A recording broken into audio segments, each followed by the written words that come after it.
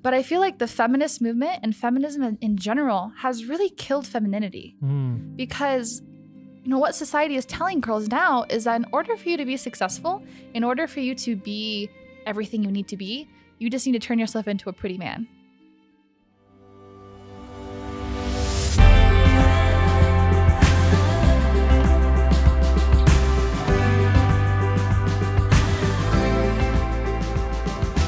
I'm Dean Cullinane, and you're listening to Why They Did That, a show that explores the motivations of biblical characters and how their choices can guide yours.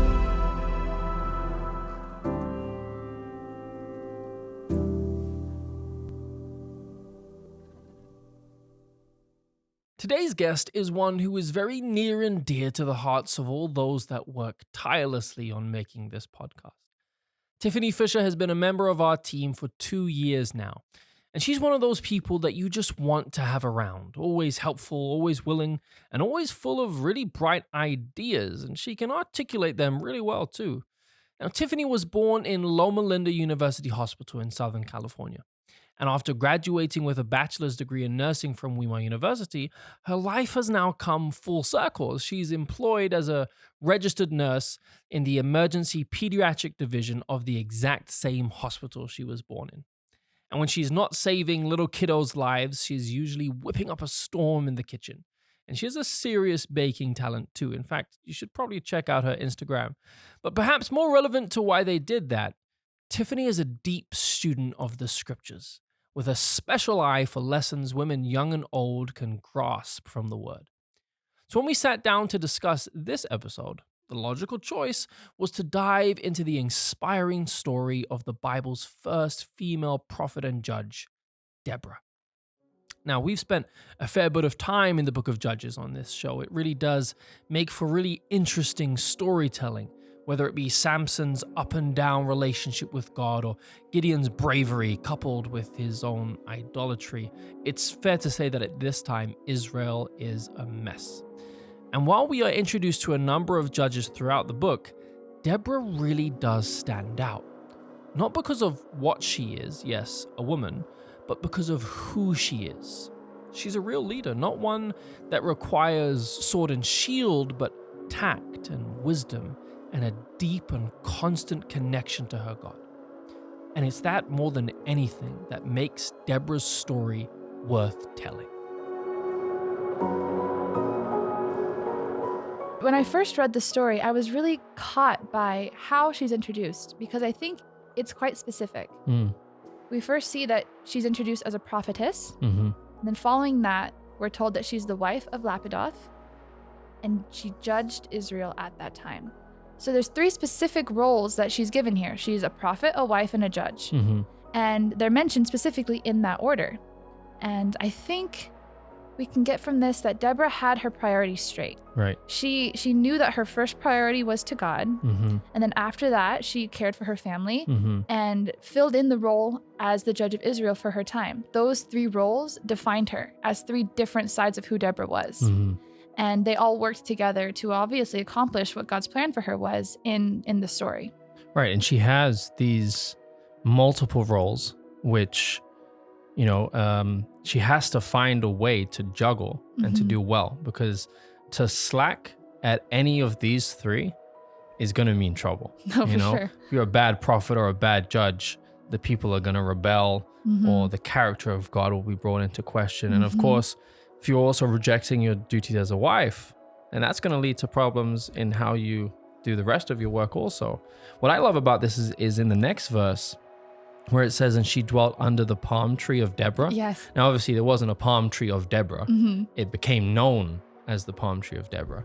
But just this idea that she is this kind of mother in Israel where the people come to her. Right. That she's a judge like the judges before her and those that come after also, and a prophet, but you get almost a different vibe from how this woman operates, because the people, they come to sit by her at the palm tree. And who could ever be scared of a woman at a palm tree? But when you think of the other judges or the other prophets, when they would show up, there was a sense of dread, right, or even a sense of this godly fear that, oh no, Samuel's coming to town. What have we done? Have you all done your sacrifices?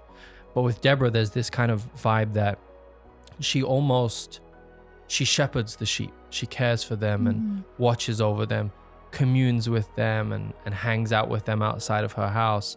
And I just think it gives us a picture of what a woman brings to these roles that we so often see dominated by men. I love that. And I think especially looking at the context of the book of Judges. Like, the book of Judges is an intense book. Yeah. You read it, there's a lot of crazy stories that oftentimes teachers will try and weave their way around. Right. And this is just a completely different side to the book of Judges. And I think it's because it's through the eyes of a woman. Right. And what she brings to the story. When I think of the story of Deborah, I often go back to the Little Blue Books. And you see this picture of this old lady who's sitting out in front of this big wall by a tree. And when I read this story, I don't necessarily see Deborah as being this lady in her 70s who's, sitting out there talking to all these people. Right. I mean, there's no reason to believe that she couldn't have been, maybe in her 30s or 40s, middle age. She could have had kids running around, and that's why they came to her home. And I think that there's just so much to the life of Deborah that we don't get to see. Deborah was quite the multitasker. Now, of course, we all have multiple roles in life, different hats that we wear for different occasions, but rarely are we called to bear the weight of 3 truly heavy roles. But it seems as though she's taken all of this in her stride. I think she likely reveled in the expectancy that she would hold down her house as well as her entire nation, that she would be a mother to Israel, another judge, sure, but different. And when difference is defined by the designer himself, then it's something to be celebrated. Women and men were created with intentional differences. I mean, we know God did that on purpose. The whole process of marriage is to define the other. And I think there's beauty to be found in realizing the differences that we have. And we can actually come to a point where we realize that we're equal without being equivalent. There's a difference between being the exact same and having the same value. And I think that's something that we see here very well.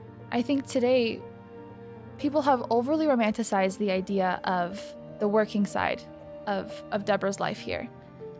Perhaps if this was to be written today, it would say, and there was Deborah, this mighty, president of the United States. She was the ruler of her country. She was this great person who had all of this power and influence, and she judged everybody, and she was a prophetess who had this divine inspiration. And then, she was a wife on the side. Or maybe she was single. I think the story would be even better if she wasn't married in today's society. But looking at that, we've overly romanticized the working side of Deborah here. And not to say it's not as important. I think these 3 aspects of who she was are all equally important, and they all define who she is. But to say now, as a woman, that I do want to have a family one day, I do want to have kids, I want to be able to nurture that side of my life, you really can't say that anymore without getting dirty looks. And I think that's really quite sad. Yeah.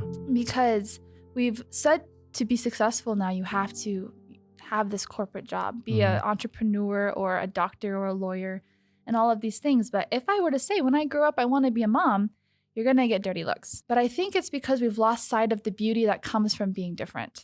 I think, today's all about equality. It's all about being the same.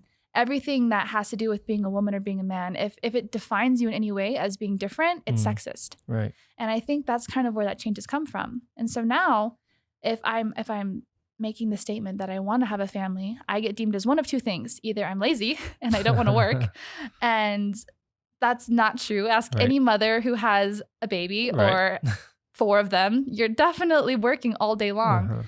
Or I'm just desperate and want to get married. There's no winning side to that argument unless you are very confident in who God created you to be. And you believe that in his time, he will work things out. I've kind of seen this obviously from the opposite angle, in that my wife and I, we came here primarily so that I could, study theology and get my degree. And now that's done and dusted. Naturally, we've kind of talked about, what's she going to do? And especially being on a higher education campus where like everyone and their dog has a degree. So true. You know, you can feel that pressure, I think, as a woman, because I know that she has, where she just feels, oh, I must have some sort of career. I must have this qualification so that I have a kind of respectable social standing. But deep down, I also know that whilst she hasn't not wanted a career, she's also really wanted to be a mother. And it seems like that's been a really difficult thing to, as it probably was for Deborah, to juggle and to kind of understand that there are going to be desires for you to want a sense of achievement. But then there's also, for many women, and I don't think that society has done itself any favors here, but there's going to be the desire to do one of the things that God has created women to do, which is childbearing and to love as a mother loves. And for me, as a father, it means a lot. Like, I understand the sacrifice that my wife is making to say, I'll put aside whatever I wanted to do so that I can fulfill this role gladly of looking after our children and taking up the responsibility to make sure they become good Christian people. And that gives me a sense of assurance and satisfaction. But at the same time, I know that that's a big call to make, but it's one that she finds fulfillment in. That's beautiful. And I think that goes into the fact that women who decide to prioritize their lives like Deborah, they need supportive people in their lives that are going to encourage them through that.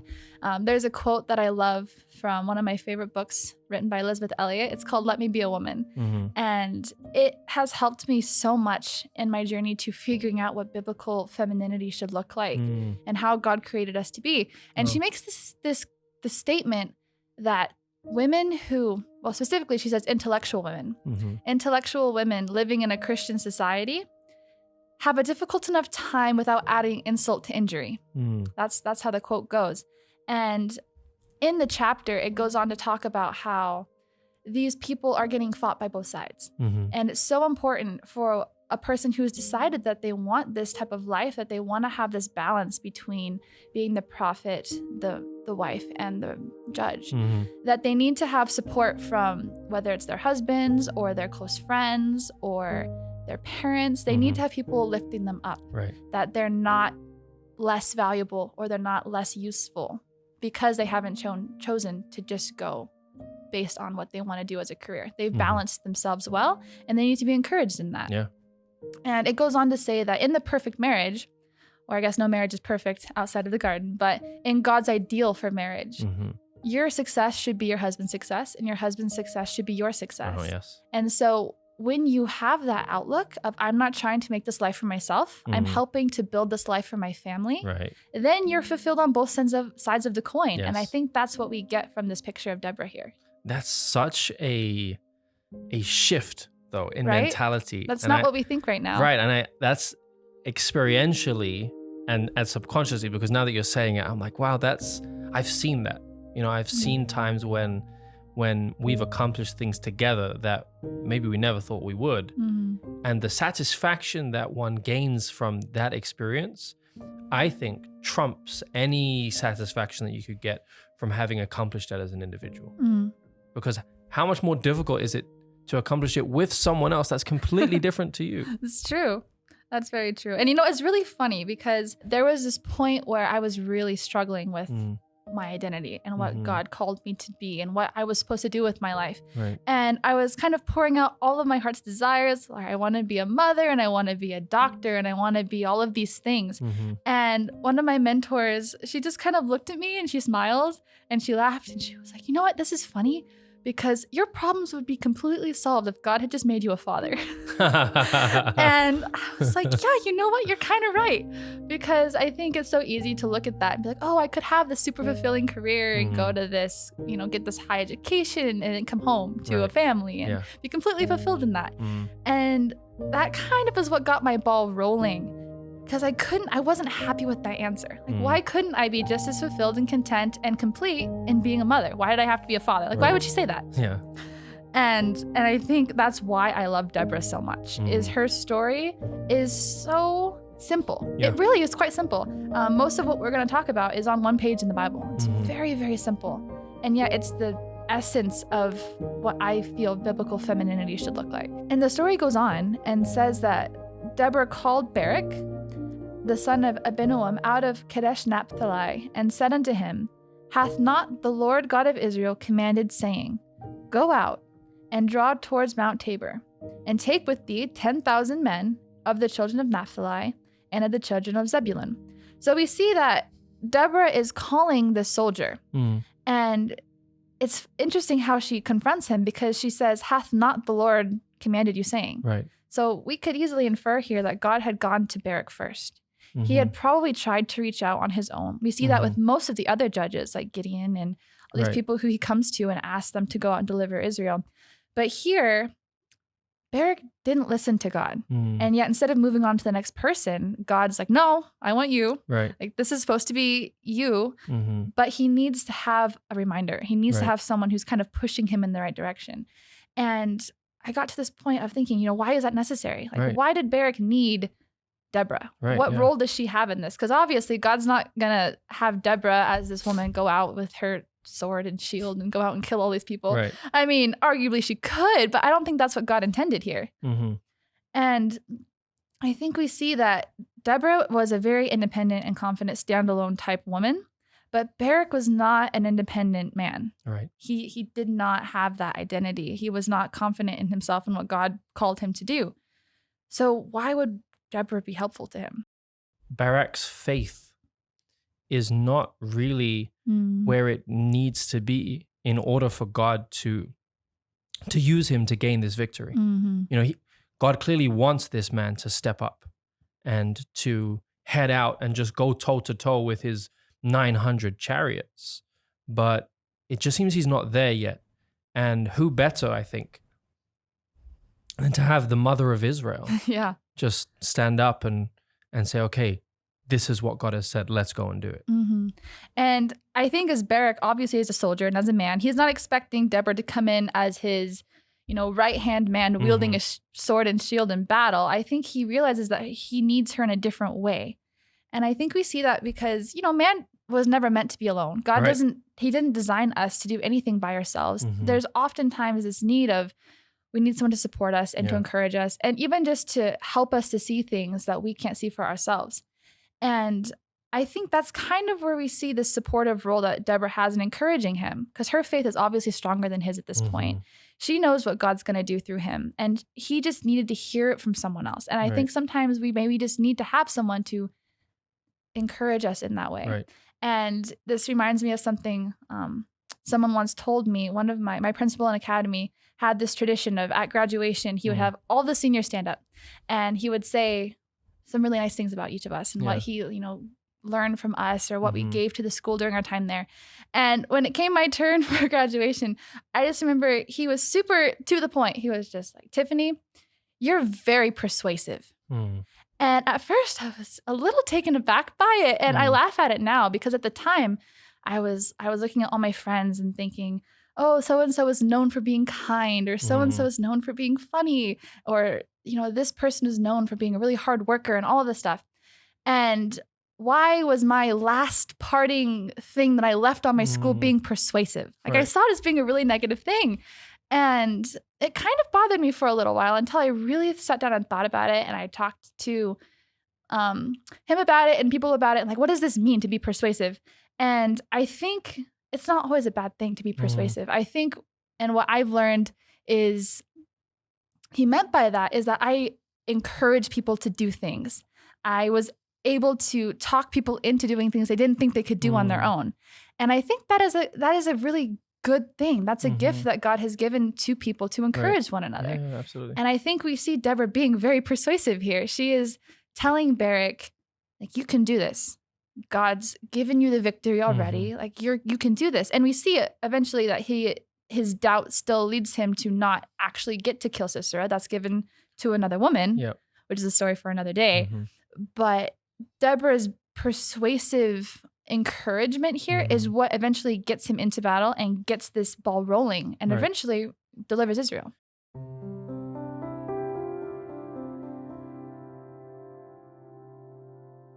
Even though she's playing the part of encouraging Barak to rise to the occasion and serve his God in a mighty way, Deborah is no mere supporting character. She's front and center. The Bible has often been accused of relegating women to the role of sidekick if their importance is even touched on at all. But just as there are things that men usually do better than women, there's also tons of things that women are usually better at than men. Sometimes as men, we feel as though we always need to be leaders. I learned through 9 months of watching my wife subconsciously grow a whole living baby inside of her that sometimes we just need to take a step to the side and play the supportive role as our women shine in whatever God has bid them to do. The reality is that God made men so that he could be seen through men. And God made women so that he could be seen through women too.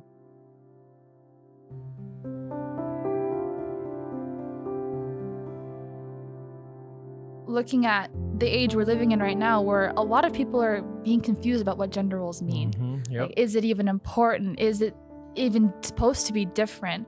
I think when we look back at God's plan, we can realize that we were very intelligently designed. Like, God did it all for a very specific reason. And we can reflect on how God's love is shown through those things. And when we express ourselves and when we fulfill the plan that God has for us, that's where ultimately we're the most happy. Right. I think that's ultimately where we feel the most fulfillment. God didn't make mistakes when he made us. You know, if we do believe in intelligent design, if we do believe that we have this all-knowing creator who, you know, has purposefully and intentionally made things as though they are, then I've been given a set of tools within myself, within my frame, within my masculinity, that are going to help me to successfully navigate this life. And I am worried when I look out and see the amount of confusion when it comes to quote unquote gender fluidity. You know, where you have young men that believe that they're actually young women and young women that believe that they're actually young men, and the actual damage that causes. And especially as that now creeps into, or maybe just walks in proudly to the church and starts to affect young Christians also, I think that we are actually confessing that we don't believe in intelligent design.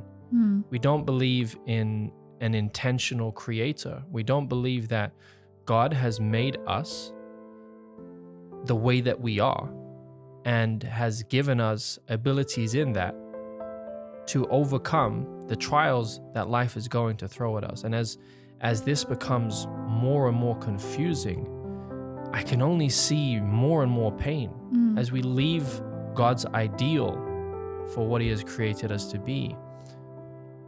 In my mind, that only leads to more sin. It only leads to more suffering. And so this story here where you've got a woman who is completely empowered in her role and stands up and does what she needs to do and encourages a man to stand up and take his role, I really feel like that's a message that needs to be pushed today, that we can be who God made us to be and help each other get to the destination he has for us. And God's not sexist. Right. God is perfect. And I think we see that in verse 8 here.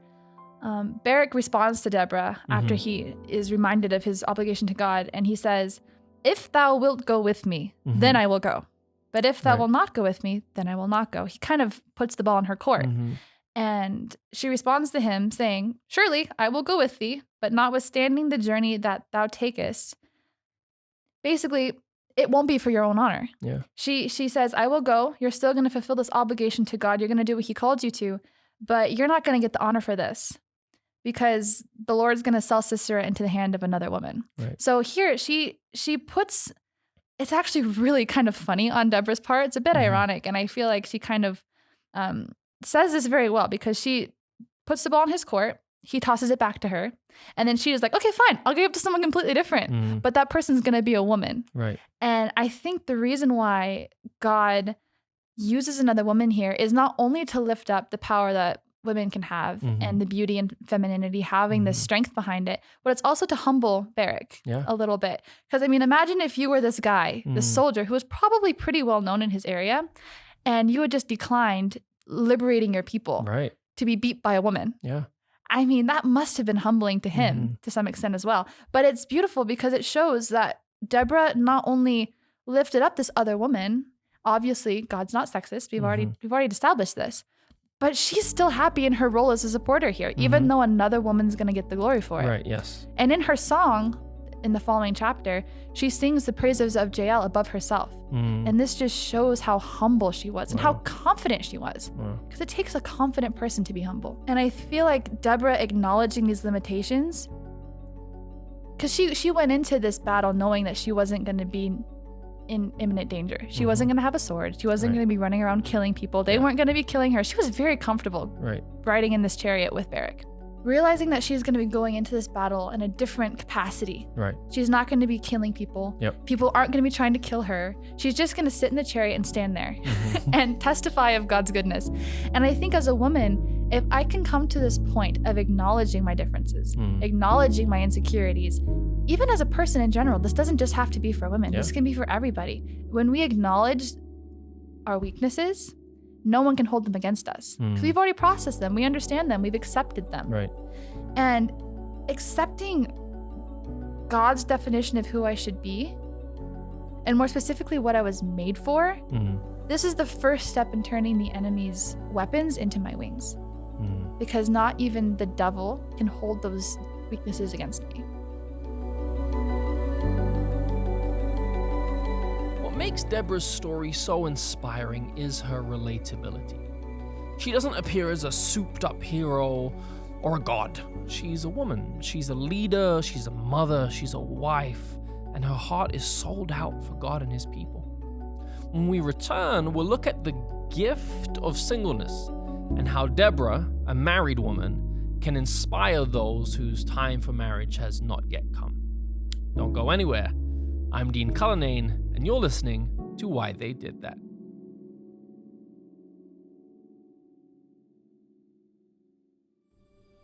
If you've listened to the second season of Why They Did That, you'll recognize our sponsor for this episode. Types and Symbols, the creators of the Conflict Beautiful series, is happy to introduce a new beautiful set that they call the Life and Light Collection.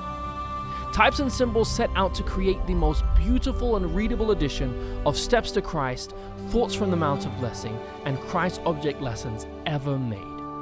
Each component of these beautifully created books was implemented with specific meaning and purpose, from the holographic foil detail to the cover design. Just as with the Conflict Beautiful series, the Life and Light collection follows the same editorial philosophy to promote an enjoyable reading experience. To stay updated on when this will be released, make sure to follow their Instagram at Types and Symbols. Do it now. Quick.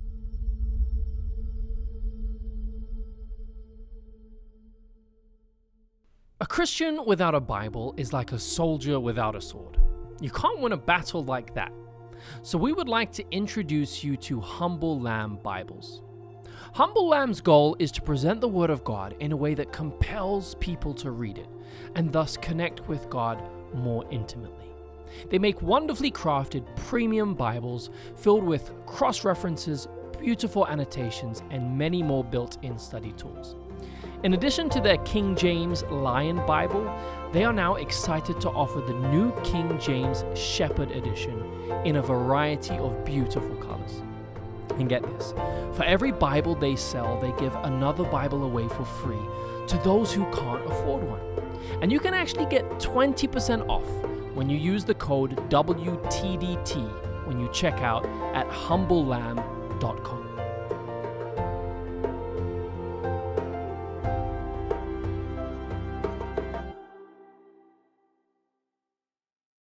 Deborah is a role model for both men and women. She's holding everything down, and yet at the same time, she's lifting everyone up. She makes those around her better, and that's just the mark of a good person, a real Christian, a real woman. She's a helpmeet, and yet her own person. Her individuality is completely intact, yet she still finds the time to pour into others. And if that's not the embodiment of Christianity, laying your life down for others, esteeming others as being higher than yourself, then I clearly don't know what Christianity is.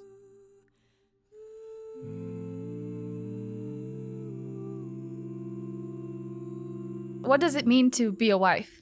I love this. I think it was like an Instagram reel or something that went viral that I saw. That was this guy talking about what does it mean to walk like a wife? Well, walking like a wife before you're married. Because it says, he who finds a wife finds a good thing. Proverbs 31. Yeah, exactly. The classic biblical femininity example we were given. He who finds a wife finds a good thing. It doesn't say he who finds a girl finds a good thing.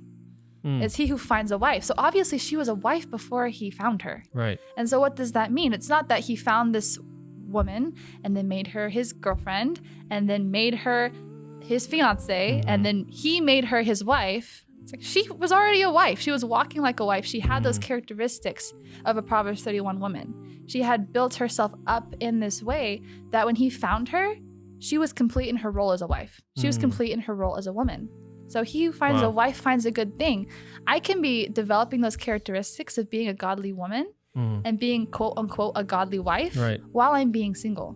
And you can fulfill those sides of your heart without having to be in a romantic relationship. And I think we see that in Deborah's story very, very clearly. And that brings a lot of comfort to me as a single person, because we always hear singleness is a gift. And again, Elizabeth Elliot, one of my favorite authors, brings out this point that it's not a gift if I choose it. It's only a gift if it's given to me.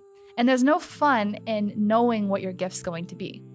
So if I were to come up to you and just, give you this thing, you may or may not like it, but it's the gift that I'm giving you. And so God may choose to give us the gift of singleness for a time or the gift of marriage for a time. And I think understanding that your identity can be maybe emphasized in those roles, but is not defined by those roles is super important for a single person. Do you ever find it a little patronizing though, when people talk about the gift of singleness? Just in the sense where, I've been in a relationship for longer than I've not been in a relationship, like in my life. And I hear, obviously, from a different perspective, a lot of people talk about, when you go to like seminars or conventions where they're going to talk about marriage and they say, well, if you're not married yet, that's okay because singleness is a gift.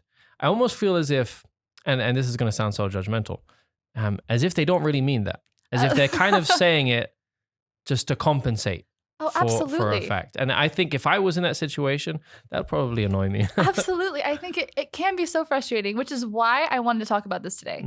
Because I feel, especially, I don't know how guys feel about these things. Right. I'm sure that in some way they relate to this too, but I can just speak from my side as being a single woman who's, never been in a relationship. I've already gone through all the Christian schools, the Christian colleges, the whole concept of if you haven't met someone by the time you graduate from a Christian college, you're kind of out of luck. Wow. So I've definitely been in that situation, which is why I feel so passionate about encouraging girls with this. If you were to give a talk on singleness and how it's such a blessing, I would just be sitting in the audience saying, okay, you are telling me that drinking water is the best thing I can do for my body. It's the healthiest. It's the liquid God designed humanity to drink. And you're just sitting there sipping this chocolate milkshake. And you're just drinking it. And you can drink as many of them as you want. You'll never gain weight. You'll never get sick. You can just drink all of the ice cream you want. And yet you tell me that water is the best thing I can have. It's the best thing that I need to enjoy, because there will be a time when I have to give my water away and God will give me a chocolate milkshake. And that will be, a wonderful day. But I need to enjoy the water for as long as I can. And it can get kind of frustrating unless you have the right perspective, which is why I find Deborah so encouraging.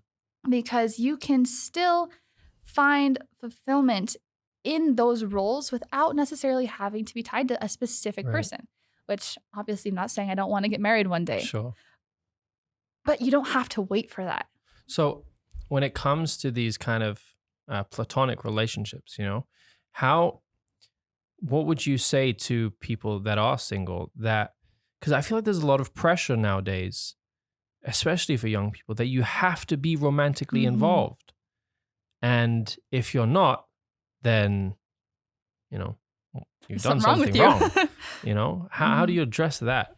I think the first thing to realize is don't let your dreams for the future rob you of loving your present. It's so easy to get caught up in my future home, my future family, what my future kids are going to be named and what they're going to look like and where we're going to live and all this stuff. And castle building to a certain extent, I think, is natural, but you can't let that overshadow where God's placed you right now. Right. I have definitely had my fair share of quote unquote walking like a wife moments while being completely single. And I think marriage is a beautiful thing because it reveals to us the relationship we're supposed to have with God. That's kind of what he designed it to be, was to reflect the image of our Creator. And as a single person, there are things that you lack, or that you think you lack, or that you're told that you lack, that you can only get inside of a relationship.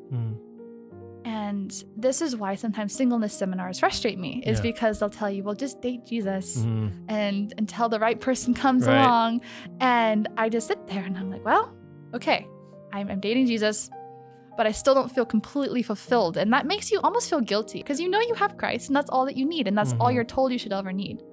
And as I've been reading through the story of Deborah and reading through, just scripture in general, I've seen this picture of there's two sides to every coin. There's two sides to every aspect of our lives. And I think marriage is no different.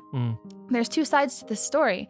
And the part that we're always told we can get from God is what we receive from marriage, like what I expect to receive from someone. And those are things like, as a woman, you want to feel like loved and the security and having a sense of that intimate relationship with someone, that you can trust them, you can ask them for things, you can open your heart to someone.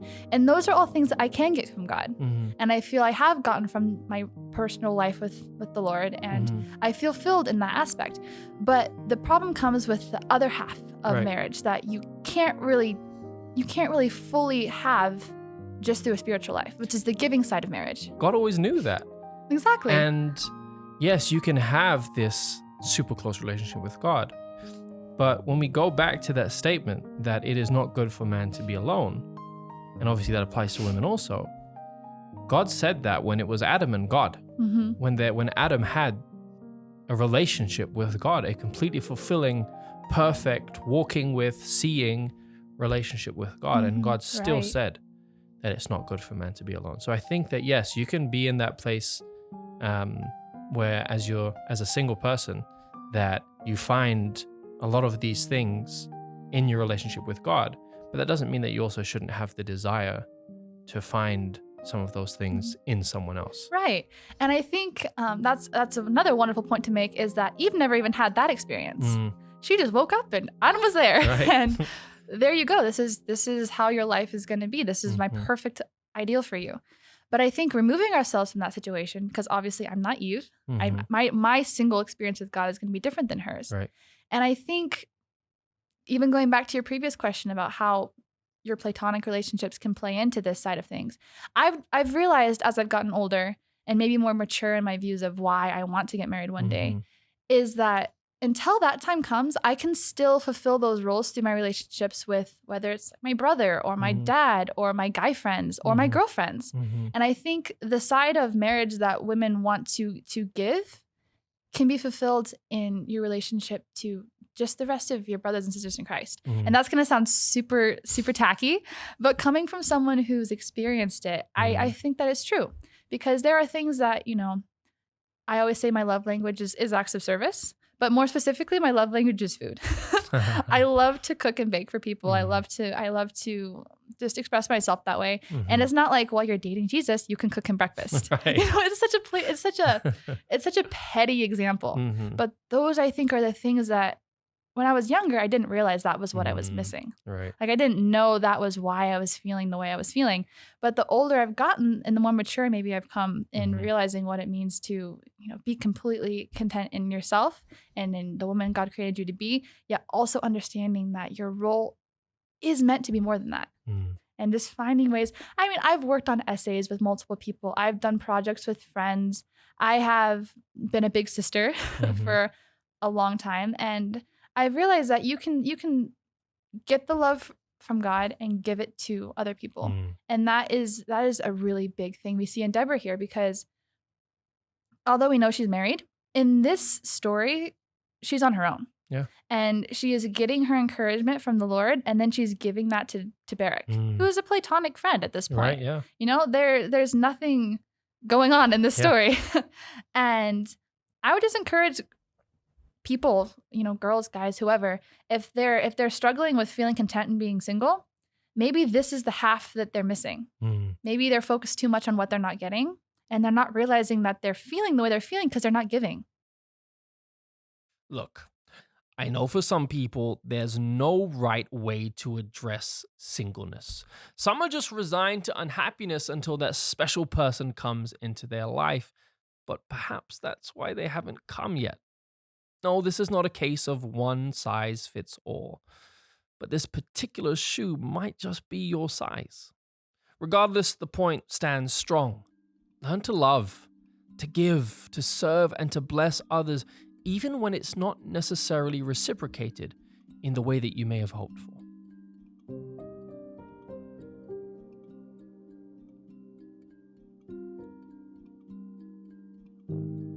I think it's important for any person, not just women, but for any person who maybe is struggling with their purpose, to really just sit down with themselves, with their Bible, with their journal, and try and identify the things that they feel like they're lacking.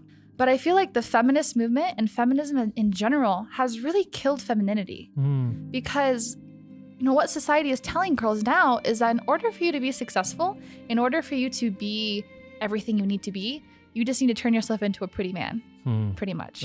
And there was a story I read once of this pilot. This was in the early 1900s, and it was this woman who really wanted to learn how to fly. She wanted to be a pilot. And she tells her testimony of how she had to really fight to get into flight school because, you know, back then women didn't fly planes. Right.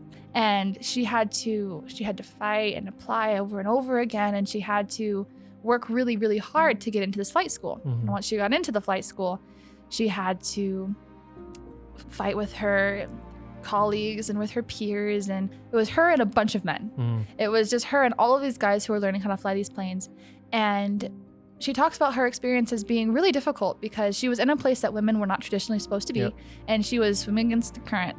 And most people would say, oh, this is a wonderful example of a woman stepping out of oppression and doing this thing. And I think people could use it as a very pro-feminist story. But how she concludes her testimony, to me, makes all the difference. Because what she says is, throughout her whole time in school, after she graduated, trying to get a job at an airline, she says that she fought with her colleagues and she fought with her men to have equal rights as a pilot, but she would never compromise her ladylike qualities. She's like, I would never want to fight with a man about being a man. I can be a pilot. I'm not going to turn myself into a man. And I think that's kind of where the difference comes now in erasing these gender roles, is that I can be a pilot and I can still be a lady. Right. Like she consciously made that distinction, like Deborah did. She consciously made this distinction to have this outside of the home experience. Like she wasn't just going to sit at home all day, but she says that she would rather be treated like a lady than just treated like another person. And I think that makes all the difference. And I mean, we see this even today now. I was reading an article a while back about this school now that doesn't have freshmen because freshmen are sexist. And because of the term, yeah. And I just thought it was so weird because they go around calling all of their first year students fresh people. I mean, how funny is this? And we could even go back a couple months ago to that prayer that went viral with a man and a woman. And sheesh. I mean, come on, we've just gone so far. We've gone so far, and I think we've completely lost the point. And that's what's kind of tearing our society apart at the very foundation is we've now decided that equality in value means equality in purpose. And the two don't go hand in hand. They're completely separate from each other. And so that was one of the things that got me pushed on this personal journey of mine, is that I do have, I mean, I've been considered a rather intense person. I have very, very big goals, and I have things I want to do, and I have all of this internal drive to be successful. And I was trying to balance that between my desire to also be a mother and be a wife and have a home and all of this stuff. It was just so confusing, which is why I want to encourage, especially younger girls now, to not take what society says you need to do to be successful, but to look at what God says you need to do to be successful. And this kind of hit a climax when I was starting out college. I decided I was gonna do nursing school, but I got a lot of flack from a lot of people in my life. I had, family members telling me I was selling myself short. I had professors even telling me I was selling myself short. And I remember being called into the office of one of my favorite teachers, and it was a very good conversation. But he told me, he sat me down. This was my freshman year, and he's like, Tiffany, fresh person, yeah. Oh, my fresh person year of college, and he sat me down and he's like, Tiffany, you need to be a physician. As opposed to a nurse. As opposed to a nurse. He's like, and I don't say this to gloat. I say it because I think I need to make a point. He said, I've looked at your grades. You're the top of my class, or one of the tops of my class. All these people who are wanting to go into medicine, like you are completely, you could be in the running with them. Like you belong on this side. Right. And I mean, I had to really process what that meant, because in the same way that I don't think a woman is anything less than a man, I don't think a nurse is anything less than a physician. And I had already come to that conclusion. It was more about what I wanted to do on the day-to-day on the floor than the prestige of the career. That's never been what it's about for me. But just being faced with that made me think about, so many people saying I was selling myself short by being a nurse. I mean, this has nothing to do with being, whether you're saying it's sexist or it's me making an excuse for myself. I think it's just a very genuine part of my experience, was this wrestling between being a nurse and a physician. I get to the cafeteria a little bit late, and I sit down, and there's no one there. So I sit by myself, and this person comes up and sits down next to me, and he and I hadn't ever met before. And so he was asking me what my major was, what I was doing at Weimar, what my plans were for the future. And so I just gave him a very brief, very, very, very brief explanation of kind of my story. And I just remember he said something that I will never forget. He looked at me and he said, yeah, well, you have full control over becoming a doctor. You don't have control over becoming a wife. Like you can choose to be a doctor. Someone's going to have to choose to marry you. Wow. And that might not happen for you. It's actually statistically likely that it won't. And I remember in that moment just thinking, first, ouch, that kind of hurt. Someone telling you, well, someone's going to have to choose to marry you. You can't choose to be a wife. That's very, very true. And I had to think about that. And in that moment, I was faced to answer this question that had been kind of stirring around in my heart all throughout academy when I made this decision, which is, if I knew 10 years down the road, I still wouldn't be married, I still wouldn't have kids, I would still be, as I am now, just single, would that change my decision? Like, if I knew that I wasn't going to have this other half of my life that right now is only theory, would it change my decision? And how would that redefine what I thought it meant to be a successful woman? And moving on from that conversation, I realized, no, I don't have control over whether or not God decides to give me this family one day, or whether I'm able to have that role that I see really women shining in their femininity when they're wives and mothers. How would that change the way I took on my life? And after a lot of prayer and a lot of tears and a lot of conversations with my parents, I realized that it wouldn't change my decision, because I had decided that I wanted to be a nurse for what the role of a nurse was, not just because of the nice schedule and the nice pay and less schooling. Like, that wasn't why I went into nursing. I went into nursing because I wanted to be able to care for people, and I want to be able to have that experience with them at the bedside. And specifically looking at what I want to do as a nurse, I make this joke now because of that conversation I had about not being able to choose to be a mother or a wife. Being a pediatric nurse is as close to that as I can get. Right. So whether or not God does lead me down that road one day, I'm going to spend my life taking care of little kids who are sick. And that will be a side that I will always be, like, I can choose that. Yeah. And that it took a lot of time, and it was a struggle to become perfectly content in that. But realizing that I am nothing less because of what I've chosen to do, even though society as a whole has told me that I am, I think ultimately makes me stronger. Wow. Because I'm so passionate about nursing, and I'm so passionate about this definition we see in the Bible of what biblical women should be and look like. Deborah here never felt like she was less important because of her role in sitting in the chariot and encouraging, or because of how she may have served as a different type of judge. I mean, we don't know of anyone else who sat at home under her tree and people came and spoke to her. She realized that she was different, but she was okay with that. And she loved that. And I hope that from this, people can maybe see singleness differently and see women differently, see themselves differently, that they can find fulfillment in different places of their lives that they may not even realize are right in front of them, are standing right there ready to be explored and embraced, and paths that they may have not gone down if they had not really analyzed what their purpose was and what God created them to be.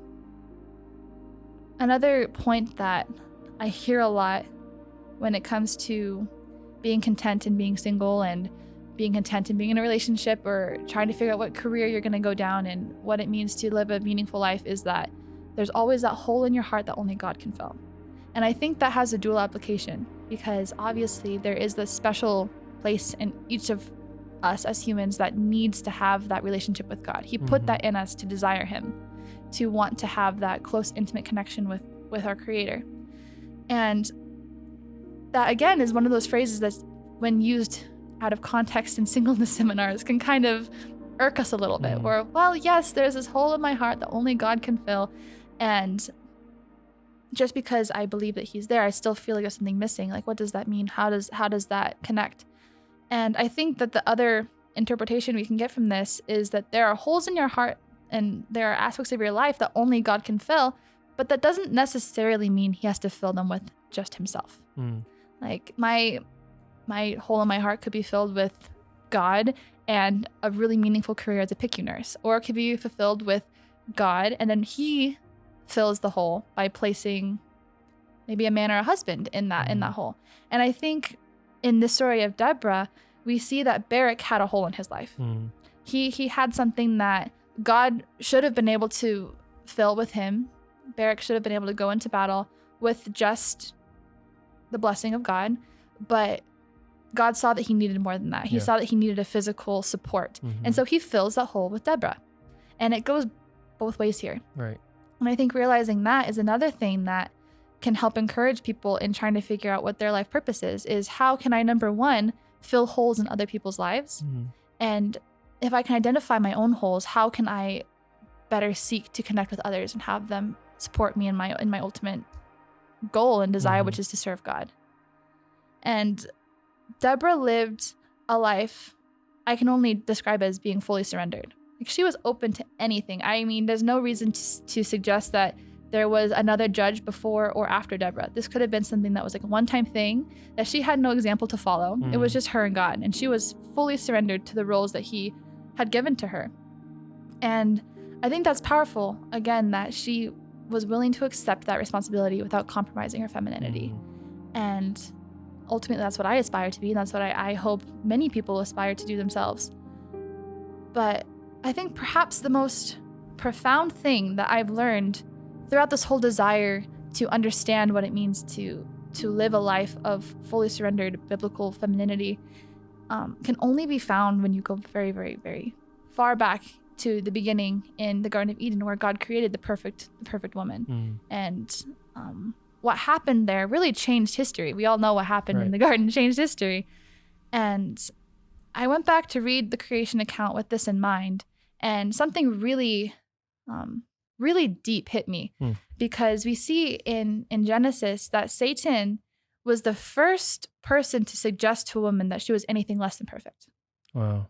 Like, Satan was the first one to come up and tell her, you're not quite there yet. There's something that you're missing. Right. You can be this instead. You can be this instead. Like, God didn't make you perfect.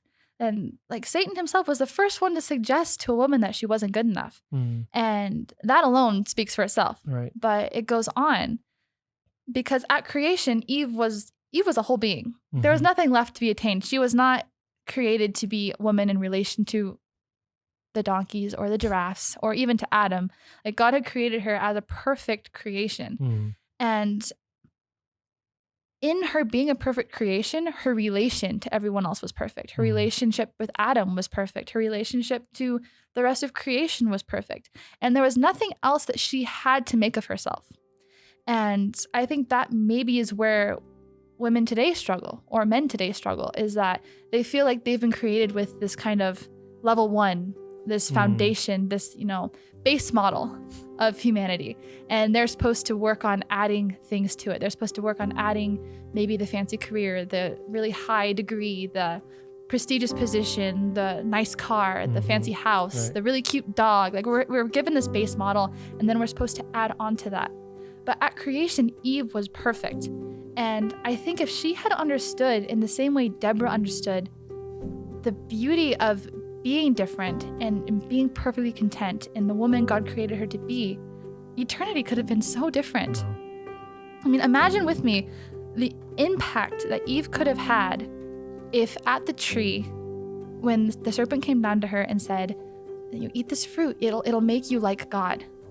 Imagine what she could have said and how it would have changed the scope of history if she had looked at the serpent and said something like this: "No, I don't want to be like God." Like, no, I don't want to be like God. I don't even need to be like Adam. Just like, let me be a woman. And that's kind of where I feel like the essence of this story gets down to, is realizing that I don't want to be like God. I don't need to be like man. Like, let me be what God created me to be. And I think that's what God wanted for her. Right. Like that's what God designed her to be. He made her perfect. She was his daughter, everything she should have been. And that's the same thing he wants for me. That's the same thing he wanted for Deborah, but Deborah got it. She understood. And from looking at this story, both of Eve and of Deborah, I want to be like Deborah. I want to be that person.